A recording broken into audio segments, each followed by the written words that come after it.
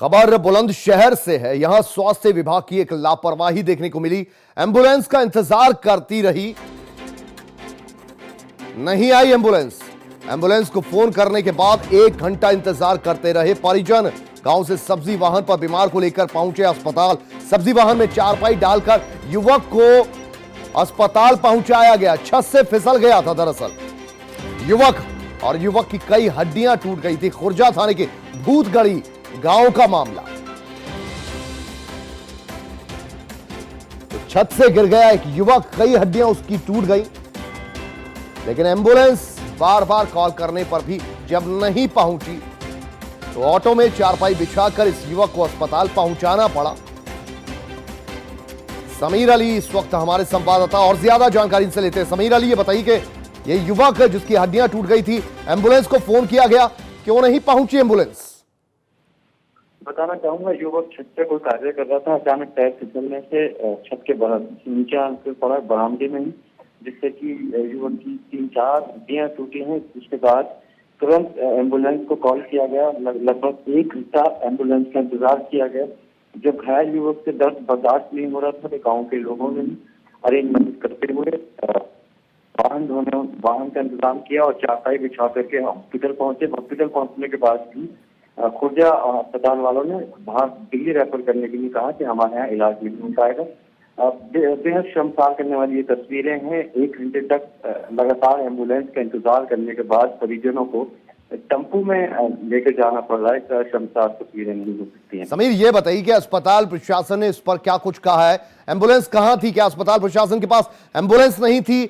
Driver कहीं आराम फरमा रहा था? क्या वजह क्या रही?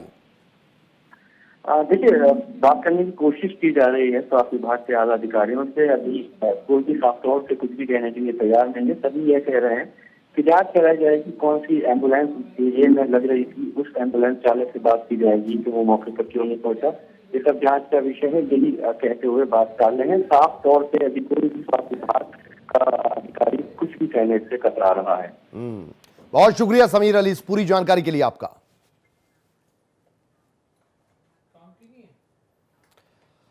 आगे बढ़ते हैं। मानसून शुरू होते ही गांव में किसानों की परेशानियां बढ़ जाती हैं। कुछ ऐसा ही एक मामला श्रावस्ती के जोगिया गांव से सामने आया। स्थानीय लोग और किसान जान जोखिम में डालकर गांव से बाहर जाते हैं, तो वहीं धान की रुपाई भी शुरू है, जिसमें किसानों को अब काफी दिक्कतों से दो चार होना पड़ रहा है।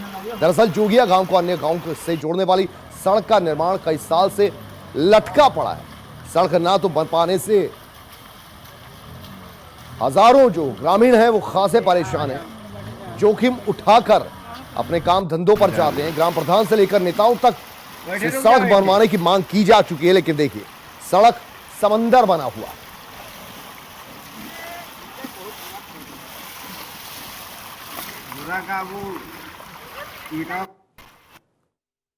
उतारत कोई नहीं कि कोई उतारा, चाहे बूढ़ जावा जाए चाहे रह जावा जाए। मिसिरपुरा सैन मधुआपुर जाइत है। कहाँ जा रही हो? कुछ काम से क्या जा रही हो? बैठाओ जा रही हो। हाँ। तो प्रधान मछली मार रहे हैं कि कोई दूसरी उनके नाय लेकर के मार रहा है? वो कहाँ नाय है? सर हो या वह तो नाय है, लेकिन नायवा तो टिकट यहाँ है। तो कैसी नाय है वो? सरकारी नाय है कि मतलब प्राइवेट नाय है? सरकारी सुनी थे। सरकारी है नाय। उधर नेपाल की पहाड़ियों में पिछले 3 दिनों से लगातार बारिश हो रही है, और इस बारिश ने यूपी के मैदानी इलाकों की मुश्किलें बेतहाशा बढ़ा दी हैं। महाराजगंज के निचलौल तहसील में चंदन नदी के ओवरफ्लो होने से नदी का पानी गांव में घुस आया।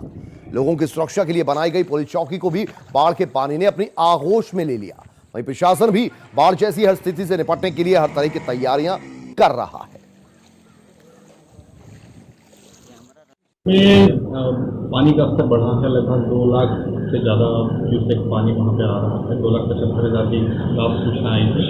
उसके बाद से हमारी नदियों में भी कहीं कहीं पे पानी बढ़ा हुआ है, और सीमावर्ती जो क्षेत्र हैं जो उनसे लगे हुए गांव हैं उनमें खेतों में कहीं कहीं पे पानी की सूचना मिली। बहुत ही कम है अभी उसका जो सूचना हमें आई है, 1-2 जगहों पर ही आई है। उस पर कार्य किया जा रहा है स्थानीय प्रशासन के द्वारा। वहाँ पे SDM और इरीगेशन के डिपार्टमेंट के लोग भी गए हुए हैं, वो मौके पर सर्वे कर रहे हैं। उधर यूपी के जिला लखीमपुर खीरी के गांव औरंगाबाद में भूमाफियाओं के विरुद्ध जारी अभियान के तहत 2 करोड़ रुपयों से ज्यादा कीमत की 120 बीघा वन भूमि की जमीन कब्जे से मुक्त कराई गई।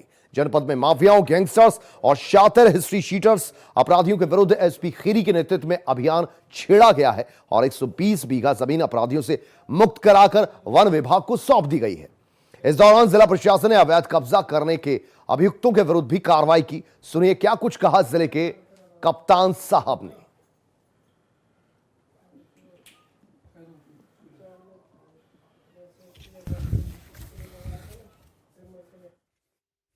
वन की कुछ भूमि पर ग्रामीणों के द्वारा कब्जा किया गया था।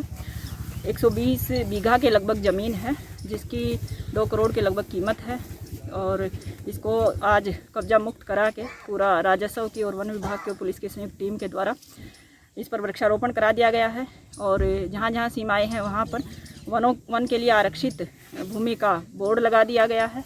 गांव के लोगों को हिदायत भी दे दी गई है और पूर्व में जिनके द्वारा कब्जा किया गया था उन पर मुकदमा पंजीकृत करके कार्रवाई भी की जा रही है। उधर गोरखपुर जिले में कोटेदार जहां ग्रामीणों को राशन बांट रहे हैं। आपको बता दें कि कोरोना काल में जहां एक दूसरे से सोशल डिस्टेंसिंग बनाकर रखनी है, मास्क लगाकर नसीहत सरकार से लेकर अधिकारी दे रहे हैं, तो वहीं ऐसे में जिले के गांव में कोटेदार द्वारा लोगों को राशन जो वितरित किया जा रहा है वो फिंगरप्रिंट लगवा कर दिया जा रहा है। ना मौके पर सैनिटाइजर है, ना हैंड वॉश है। सही है सर। यही लोग बिना मास्क ही भीड़ लगाकर राशन ले रहे हैं। ठीक है, तो वही वीडियो भैया बना के। जी सर, वो कागज वाला हम लोग चश्मा किए थे, बारिश वजह से वो गल गया है। जी हाँ, सैनिटाइजर है मेरे पास, वो वाला खत्म हो गया है तो गए हैं लेने, वो जिसे वो भरने गए हैं, बड़ा पैक है छोटे पैक में डालने गए हैं। जी समझ रहे हैं सर, लेकिन हम उनसे बोल रहे हैं, सबसे बोला जा रहा है कि दूरी बना के रखिए। ब्लॉक के सिकटौर गांव में राशन की दुकान पर राशन वितरण हो रहा है।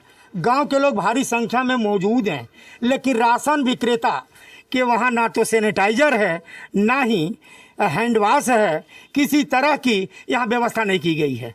साफ तौर से इस कोरोना भयावह बीमारी में ढकेलने का काम राशन विक्रेता सिकटौर गांव में कर रहे हैं, क्योंकि फिंगरप्रिंट जब मशीन पर लगाई जाती है तभी जाकर के राशन मिलता है।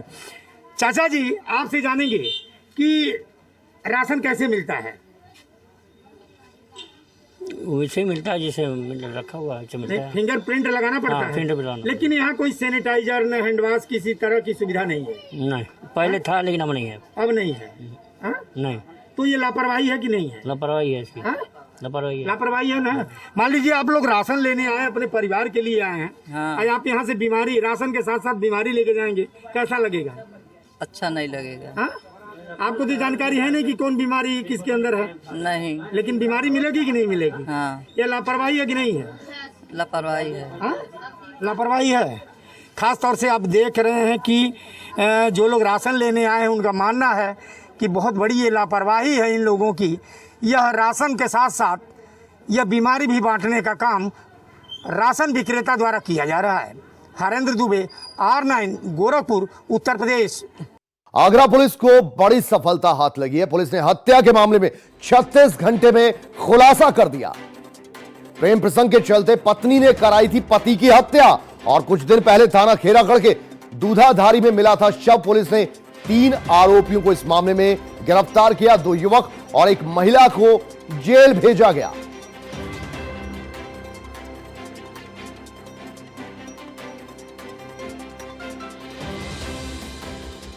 यहां आपको बता दें, इस मामले में पत्नी की भी गिरफ्तारी हुई है। पत्नी ने ही दरअसल अपने पति के खिलाफ साजिश रची, लेकिन पुलिस ने 36 घंटों के अंदर पूरे मामले में खुलासा कर दिया। प्रेम प्रसंग का यह मामला था और इसी के चलते पत्नी ने अपने ही पति की हत्या करवाई।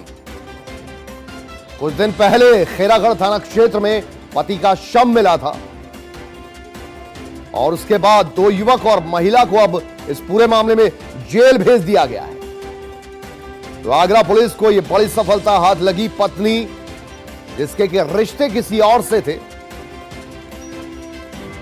प्रेम प्रसंग का यह मामला था।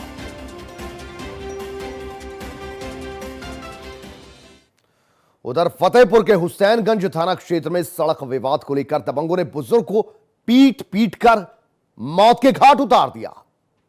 मृतक 70 वर्षीय बुजुर्ग राम संजीवन अपने घर के बाहर बैठा हुआ था कि तभी पड़ोस के 4 से 5 लोगों ने उस पर हमला कर दिया।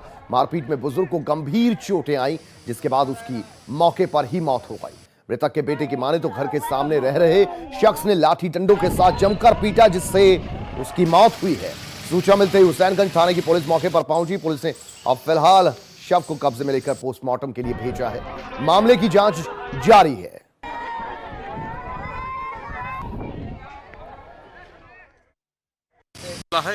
ये मामला ये था कि सर नरपत सिंह का बेटा कोमल सिंह और सुरेश सिंह देशराज का लड़का और नरेंद्र शेर सिंह का लड़का, ये चारों लोग हमारे पिताजी को हम लोग धान लगवा रहे थे। सब भाई धानों में लगे हुए थे वहाँ। तो इन्होंने क्या किया कि हमारे पिताजी गए उधर, ये दीवार ज़बरदस्ती उठा रहे थे। तो उसमें क्या हुआ कि इन्होंने जाके हमारे पिताजी को धक्का दिया और गला दबा दिया।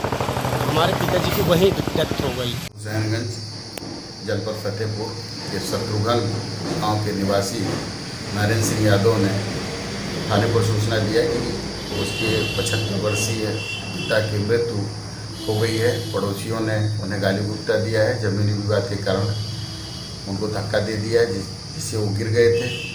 पुलिस मौके पर पहुंची, शव को पोस्टमार्टम के लिए भेज दी और जो आरोपित 4 व्यक्ति हैं उनको पुलिस हिरासत में लेकर के पूछताछ की जा रही है। मुकदमा लिख लिया गया है, विधिक कार्रवाई की जा रही है।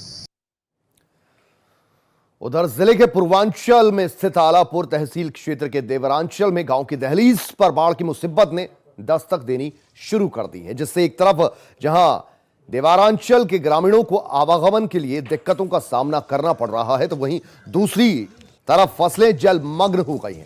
लोग जिंदगी को दांव पर लगाकर पानी में चलकर नदी की धारा को पार करने को विवश हैं।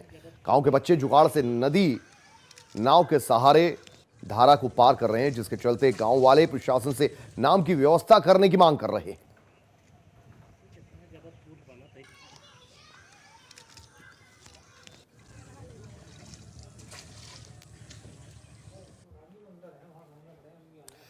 उधर मऊ में घाघरा के बढ़ते जल स्तर को देखते हुए प्रशासन ने राहत और बचाव के लिए घाघरा के कई तटों पर 5 नावों को तैनात किया है। लगातार बढ़ते जल स्तर से कई संपर्क गांवों के टूट रहे हैं। मार्ग जो है उनका संपर्क टूट रहा है। घाघरा के तटवर्ती इलाकों के कई गांवों के मैदानों में बाढ़ का पानी घुसने की आशंका से ग्रामीण सहमे हुए हैं। ग्राम पंचायत अधिकारी बाढ़ के उग्र रूप से निपटने के लिए तैयार रहने के निर्देश दे रहे हैं, लेकिन तस्वीरें जो आ रही हैं डराने वाली हैं।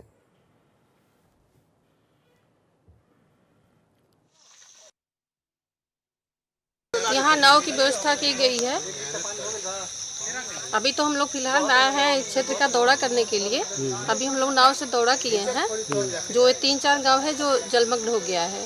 नंद जी का पूरा है, बिंदर का पूरा है और बिशुनी का पूरा है।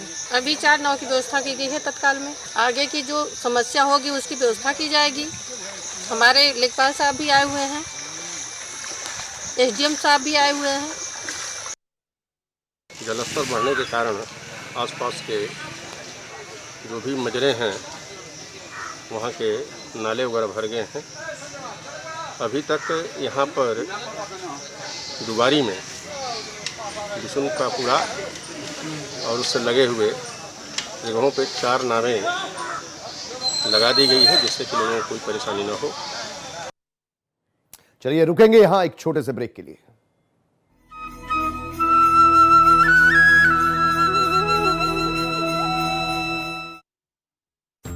अष्टेलारल कैप्सूल जो है यूरिनल, किडनी एवं लिवर की सभी समस्याओं में लाभदायक। अष्टेलारल कैप्सूल आयुर्वेद का वरदान।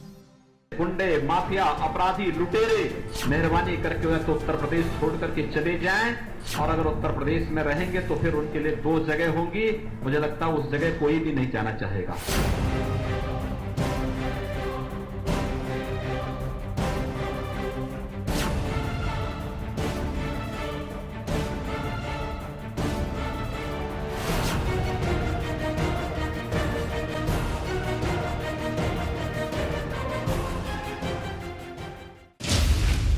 खबर सरोकार के लिए,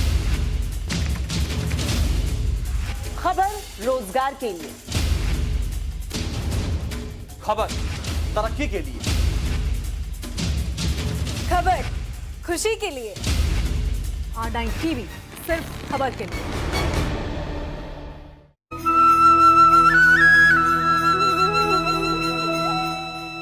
ब्रेक के बाद एक बार फिर स्वागत है आपका। एक तरफ कोरोना महामारी के चलते देश भर के लोगों में दहशत बनी हुई है, जिसके चलते सरकार प्रचार प्रसार के माध्यम से लोगों को सफाई पर विशेष ध्यान देने के लिए जागरूक कर रही है। R9 की टीम मेरठ के किठौर विधानसभा क्षेत्र के देहात में पहुंची। यहां नगला शाह गांव में हमारी टीम ने रियलिटी चेक किया, जिसमें गंदगी का अंबार यहां नजर आया। कुछ भी बदलाव देहात क्षेत्रों में महामारी के दौरान नहीं देखा गया। गांव में यह बताया जा रहा है कि कोरोना महामारी में भी गंदगी साफ नहीं हुई, जबकि गंदगी से ही कोरोना फैल सकता है। कोरोना काल में शासन ने प्रशासन को हिदायत दी है कि सभी जगह सैनिटाइजेशन का काम हो, साफ सफाई हो, और कोरोना से जंग लड़ने में सबसे अहम भूमिका सफाई कर्मी निभा भी रहे हैं। लेकिन इंटीरियर में अगर देहात की बात की जाए तो ना तो साफ सफाई होती दिखाई दे रही है और ना ही सैनिटाइजेशन का काम होता दिखाई दे रहा है। इस वक्त मैं मौजूद हूं किठौर विधानसभा क्षेत्र के नंगला साहू गांव में, जो कि ब्लॉक माछरा में आता है। यहां पर R9 की टीम रियलिटी चेक करने पहुंची है। कैमरामैन से कहूंगा दिखाएं बराबर में किस तरह के हालात यहाँ बने हुए हैं। नालियों की सफाई नहीं होती है, सफाई कर्मचारी यहाँ नहीं पहुंचते हैं, जबकि सैनिटाइजेशन का जो कार्य होना चाहिए था वो भी कोरोना काल में अब तक यहाँ नहीं किया गया है। ग्रामीणों का कहना है कि ना तो आज तक सैनिटाइजेशन के लिए यहाँ कोई पहुंचा है और ना ही सफाई यहाँ पर होती दिखाई देती है। साथ ही साथ ग्रामीणों ने सीधा रोष जताया है कि कोरोना काल में भी इस और किसी का ध्यान नहीं है, जबकि इसके ठीक बराबर में पचपेड़ा गाँव में कई कोरोना पेशेंट निकले और उसके बाद से वहाँ पर सीलिंग की कार्रवाई की गई, लेकिन देहात में कोरोना से लड़ने के लिए कोई भी बेहतर कदम नहीं उठाए गए हैं। हालांकि डीएम अनिल ढींगड़ा का जरूर कहना है कि 3 दिन के लॉकडाउन के बीच सभी इलाकों को सैनिटाइजेशन किया जाएगा और कोरोना से जंग की पूरी तरीके से तैयारी की जा रही है, लड़ाई की जा रही है। लेकिन देहात की अगर बात की जाए तो देहात में कोरोना से जंग लड़ने के लिए बेहतर इंतजाम नहीं दिखाई देते हैं। ऐसे में सवाल उठता है कि आखिर कब इस कोरोना से जंग में देहात में साफ सफाई होगी, सैनिटाइजेशन होगा, और आखिर शासन प्रशासन कब इन प्रधानों के पेच कसेगा जिससे कि समय रहते सही कदम उठा सके। मेरठ से अपने सहयोगी शहजाद शेख के साथ मनोहर चौहान, R9 टीवी, उत्तर प्रदेश। उधर बस्ती के जगन्नाथपुर गांव के साथ ही दर्जनों गांव में बिजली की आपूर्ति पूरी तरह से बाधित कर दी गई है। दरअसल सैकड़ों गांव में सप्लाई के लिए दौड़ाई गई 33,000 किलोवाट का मेन लाइन विद्युत खंभों के गिरने के साथ तार भी जमीन पर गिर पड़ा। इन तारों के गिरने से लालगंज से बेलाड़ी को जोड़ने वाला मार्ग भी पूरी तरह से अवरोधित हो गया। गनीमत यह रही कि विद्युत सप्लाई रुकवा दी गई, नहीं तो काफी गंभीर नतीजे भी हो सकते थे।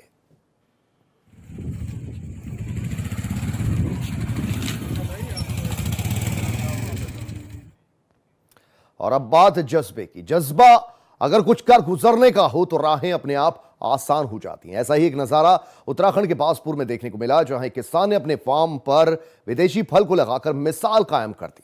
बासपुर के किसान द्वारा लगाया गया फल दूसरे किसानों के लिए भी वरदान साबित हो सकता है, जिससे किसान विदेशी फल को अपने खेतों में लगाकर अच्छी कीमत हासिल कर सकते हैं।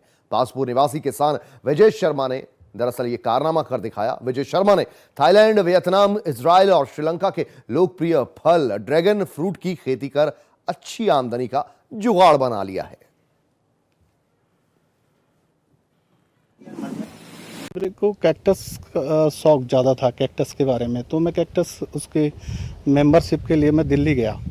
तो वहाँ मेरे को बाहर के लोग आए हुए थे जापान वगैरह से, तो उन्होंने ड्रैगन फ्रूट के बारे में और कुछ पौधे लेके आए थे वो लोग। तो वहाँ मेरे को थोड़ा सा, मैंने कहा कैक्टस की प्रजाति है और इस पे काम किया जाए, इसके फ़ायदे के बारे में उन्होंने बताया मेरे को।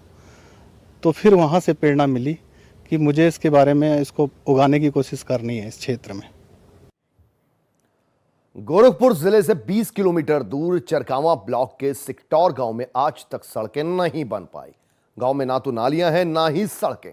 विकास कार्यों के साथ गांव में सरकारी योजनाओं का भी बुरा हाल है। प्रधान और सचिव ने मिलकर प्रधानमंत्री आवास योजना के तहत मिलने वाले आवास पर भी घपला कर दिया। जिनके पास पहले से घर है उन्हें ही ये घर सौंप दिए गए। सिकटौर गांव में लोगों की परेशानी गर्मी और बरसात के मौसम में और बढ़ रही है। देखिए सिकटौर गांव से हमारी ये खास रिपोर्ट। चरगावा ब्लॉक के हम सिकटौल ग्राम सभा में पहुंचे हुए हैं। आप देख सकते हैं कि इस गांव में न ही सड़कें हैं, न ही नालियां बनी हुई हैं। साथ ही साथ ऐसे ऐसे गरीब इस गांव में पड़े हैं जो इसमें बारिश के मौसम में प्लास्टिक की छाया के नीचे रह रहे हैं। साथ ही साथ ग्रामीणों का ये आरोप है कि ग्राम प्रधान और सेक्रेटरी ने ऐसा कृत किया है कि जिनके पास मकान है उन्हें मकान दिया है और जिनके पास मकान नहीं है उन्हें मकान नहीं दिया है। सरकारी जो योजनाएं आ रही हैं उस योजनाओं से काफ़ी ये लोग वंचित हैं। हमारे साथ गांव के कुछ लोग मौजूद हैं। किस तरह से प्रधान ने यहाँ विकास का कार्य किया, क्या रहा? कोई काम नहीं किया सर, कोई काम नहीं किया है। सड़क हो, नाली हो, कुछ सड़क नाली कुछ भी नहीं किया है। और जिसका पक्का मकान है उसको पक्का मकान दिया है और जिसका कच्चा मकान है जो ढह रहा एकदम बिल्कुल उसको मकान नहीं दिया है। उसको मकान नहीं सर। अभी आपने देखा कि जिन ग्रामीणों से बात की गई, ग्रामीणों का मानना है कि प्रधान और जो ग्राम विकास अधिकारी हैं, जिन लोगों के पास पक्के मकान है उन्हें मकान मिले हैं, जिनके पास कच्चे मकान हैं, जिनके मकान गिर चुके हैं, प्लास्टिक के छत्र छाया में जी रहे हैं, उनको मकान मिला ही नहीं। यह तो हाल है उत्तर प्रदेश के मुख्यमंत्री योगी आदित्यनाथ के गृह जनपद गोरखपुर की। हरेंद्र दुबे, R9 गोरखपुर, उत्तर प्रदेश। चलिए, तो इसी के साथ अपना गांव में फिलहाल के लिए इतना ही, लेकिन बाकी खबरों के लिए भी आप बने रहिए R9 टीवी के साथ, सिर्फ खबर के लिए।